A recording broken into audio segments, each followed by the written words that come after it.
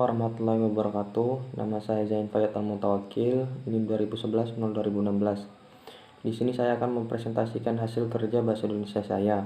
Perkembangan ejaan bahasa Indonesia. A. Perkembangan ejaan dalam bahasa Indonesia. Menurut KBBI, ejaan adalah kaidah cara menggambarkan bunyi-bunyi dalam bentuk tulisan serta penggunaan tanda baca.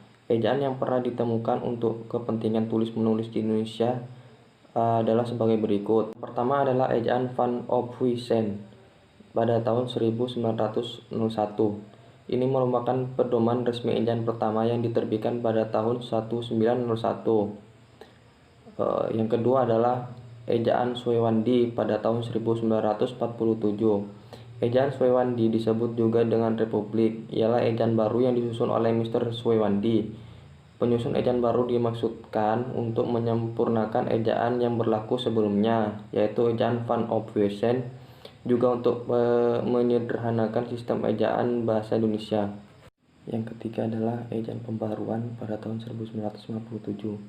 Melalui Kongres Bahasa Indonesia II di Medan tahun 1954, Profesor M. Yamin menyarankan agar ejaan Suewandi disempurnakan pembaruan yang disarankan panitia yang diketuai Prijono dan Eka Topo.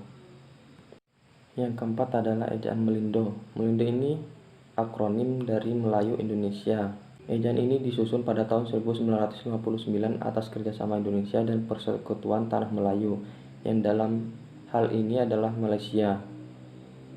Yang kelima adalah ejaan LBK. Ejaan ini bisa dibilang adalah lanjutan dari ejaan Melindo. Panitianya masih campuran antara Indonesia dan Malaysia dan dibentuk pada tahun 1967. Adapun huruf vokal dalam ejaan ini terdiri dari I, U, E, A, O, A. Dalam ejaan ini istilah-istilah asing sudah mulai diserap seperti ekstra, kaip, kalbu, gorila, gerilya. Yang keenam adalah ejaan yang disempurnakan pada tahun 1972. Ejaan ini berlaku sejak tahun 1972 sampai 2015. Di antara deretan di atas, EYD ini yang paling awet juga. Ejaan ini mengatur serta lengkap tentang kaidah penulisan bahasa Indonesia. Yang ketujuh ada ejaan bahasa Indonesia.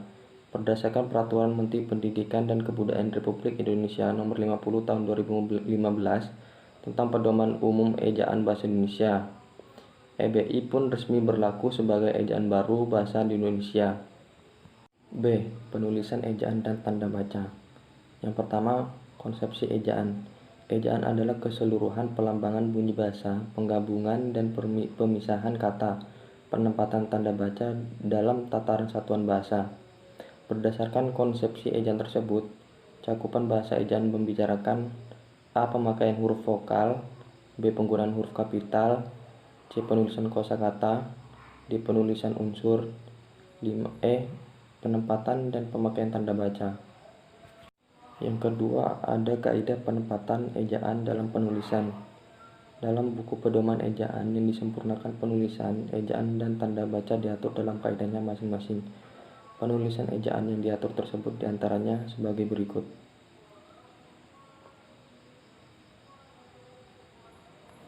Yang ketiga ada penempatan ejaan dan tanda baca. Dalam buku pedoman ejaan yang disempurnakan, ejaan dan tanda baca diatur dalam kaidahnya sebagai berikut. Cukup sekian dari saya, kurang lebihnya mohon maaf. Assalamualaikum warahmatullahi wabarakatuh.